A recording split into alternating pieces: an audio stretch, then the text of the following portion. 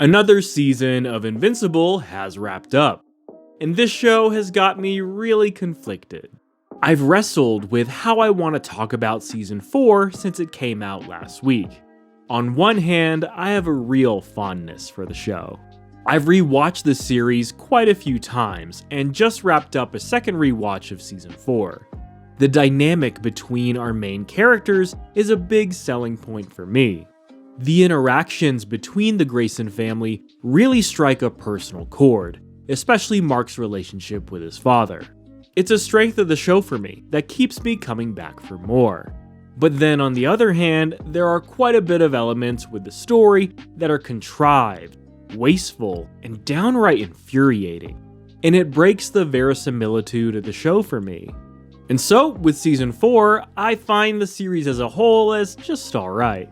The show hasn't hit the highs of a compelling story, complemented with awesome action that I thought it had in Season 1.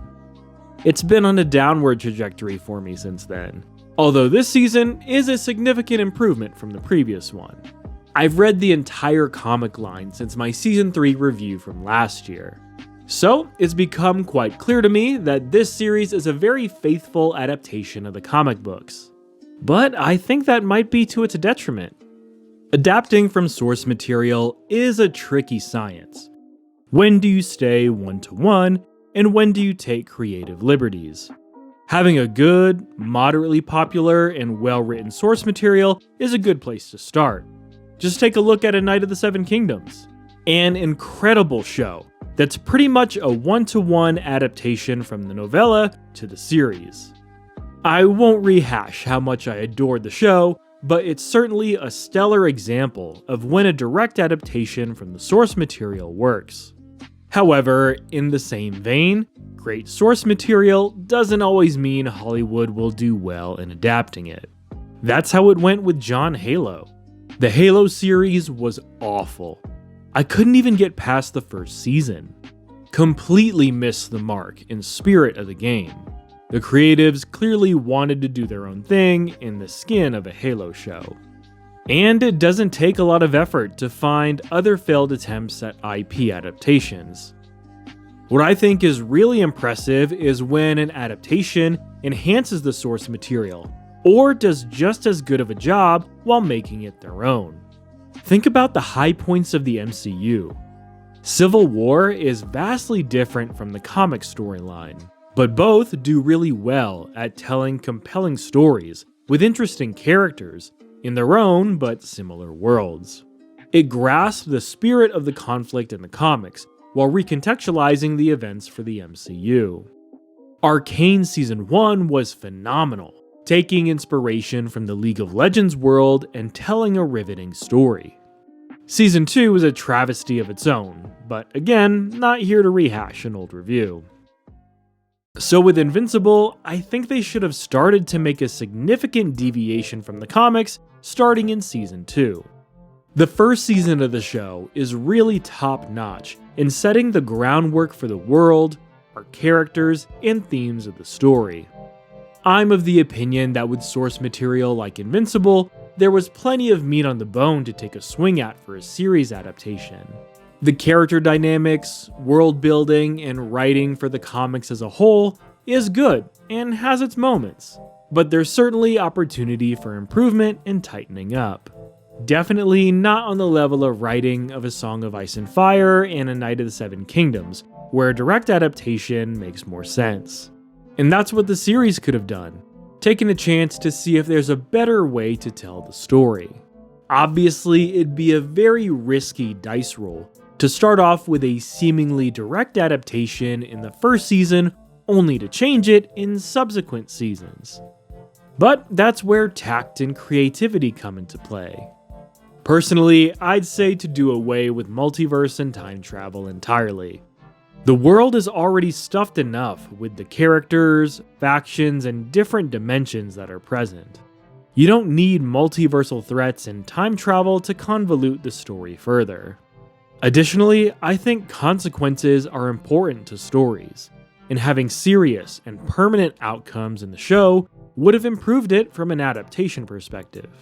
Now with Season 4 in particular, I'm glad we got a lot more attention for the Viltrumite War plotline, and some backstory for the evil empire. But I don't think it's very substantive. Sure, you get to see some of the brutal warrior culture, the Great Purge, and the Scourge virus, but the details of this civilization's rise, fall, and rise again aren't really explored. The flashback scenes were cool to see, but they don't really tell you the why. And I think that's an opportunity that this season missed out on. Season 3 ended with Mark's verbal commitment to a more brutal stance on his killing bad guys rule. I think it would have been great to have parallel storytelling of Mark becoming more like a Viltrumite, whilst also seeing the history of the Viltrumite people. Some options of a Viltrumite-focused plotline would be the rise of the Great Betrayer, seeing how Thaedus became an honored Viltrumite to a fallen one, instead of just getting a sentence of dialogue of how great of a warrior he was on a mission with Thragg. Season 4 gives us a shallow and superficial look at his betrayal. The flashback sequence in episode 7, where the Viltrumites are discussing what to do with a rebellion race, wanted to convey that this was the final straw for Thaedus. But it doesn't really hold up beyond face value. 3 attacks and acts of rebellion against the Viltrumites went unanswered. And Thaedus' idea is to continue in not responding? That's obviously not going to go well with his warrior race compatriots. The dialogue and discourse of the scene was very shallow to begin with, so the debate wasn't a compelling one. And therefore, it made Thaedus' betrayal come off as more reactionary and didn't have the weight of an ideological impasse that it could have, even if it's Optimus vs. Megatron. Thaedus isn't merely a deserter of the Viltrumite people, but rather he is so radicalized in his beliefs that he chooses to not only eliminate their leader, but also attempts to commit the genocide of his own kind. And then he intends to do it again. There is plenty of weighty story to tell with that kind of person that we just don't get. Similarly, you could also tell a semi-concurrent story of Thragg, not necessarily to make him a sympathetic villain, but to provide more development of his character, especially in light of the thousands of years he's lived. He is the reason behind the Great Purge. But do we get any substantive context for why it occurred? Or how they decided who was weak? Or at what point to stop? Nope, nothing specific is given to this pivotal event in Viltrumite history. Side note, I'm not the biggest fan of Lee Pace casting for Thragg. On a second rewatch, it was a bit better, and there were moments where his vocal dynamics fit what they were going for with Thragg. I just envisioned a very different voice when I was reading the comics. Another Viltrumite storyline you could tell would be of Nolan. Mark has been so worried about not becoming like his father. So, I think there was a great opportunity to tell an interesting story of how Mark is becoming just like Nolan. And then how Nolan became a revered warrior to now a rebel, giving Nolan even more development opportunities as a character. Season 4 does an okay job at taking Mark through a journey of exploring his morality as a hero. Since Amazon only commissions the series 8 episodes per season, every episode matters. You don't get 20 plus episodes where a filler one here and there is a bit more permissible. And so, episode 4 was very wasteful. Mark has repeatedly struggled with trusting the wrong people. This is a repetitive plot point in the comics.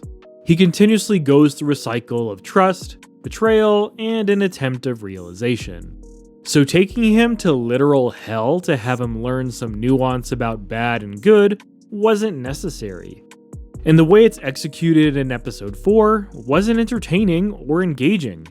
The literal dialogue was painful to get through. Darkblood's simplistic communication style doesn't work with the volume of lines he's given. It wasn't paced well and is a really bad episode. And that's not even touching on the controversial, theological, and religious elements it had. It, again, was unnecessary to do this, especially when they had already introduced Dinosaurus and Universa. These two characters could have been used as plot devices to teach Mark the same thing. like how they were in the comics. Instead, they briefly appear in parts of episode 1, and then we don't see them again. It's especially odd that Dinosaurus wasn't given more screen time, because he's pretty important to the rest of the story. A few more gripes I'll bring up. The animation has been a continual pain point for fans of the show. It's not like it was incredibly impressive in Season 1, as the whole style is very basic. That being said, it doesn't get any better in Season 4. If anything, the quality of the animation overall does take a bit of a step down. The show has also set a precedent of casting actors with some prominence to voice roles for this series. And in Season 4, that continues. The performances from the new additions were serviceable. None really stood out in a positive or negative way. It does beg the question of how the show's budget is broken down and what its priorities are. I'm not convinced that you need popular actors to do voice acting roles, especially when they're not the main protagonist. So the casting of popular actors to voice smaller roles and cameos in this series seems wasteful to me, when there are plenty of other areas of improvement. Also odd that they decided to recast William's voice actor with someone who has an entirely different interpretation of the character. It was noticeable and kind of distracting to go from a fairly nasally and scratchy young man's voice to a stereotypical flamboyant gay man's voice. Are you kidding me, Mark? New Olzot came all the way here to beg for your help and you're too busy? Oh my god. It's gonna be the most gorgeous superpowered super baby ever. Congratulations! William only has a few sentences of dialogue in the couple of episodes he's in, but it still was a weird casting decision that I don't think the series benefits from. And finally, I'm still all in for Mark and Eve. I was shocked that they kept Eve's weight gain and abortion aspects of the story. As before, there's still plenty of meat on the bone for what they could have done and can do for their dynamic. But I like how their relationship is developing overall. I am curious to see how far the show will go if they choose to continue to stay faithful in directly adapting the comics. And that's the gist for my thoughts on Invincible Season 4. I'm a fan of the comic and the show. Despite my criticisms of narrative improvements, I still like the show, and would recommend it for superhero and comic book fans. Season 4 had some solid action sequences and character moments that have me in eager anticipation for Season 5. I'll probably give the comic another run through by then. What did you think of Invincible Season 4? Whatever your thoughts about it, hit me up. Let me know your thoughts in the comments down below. I'll catch you next time on The Gist.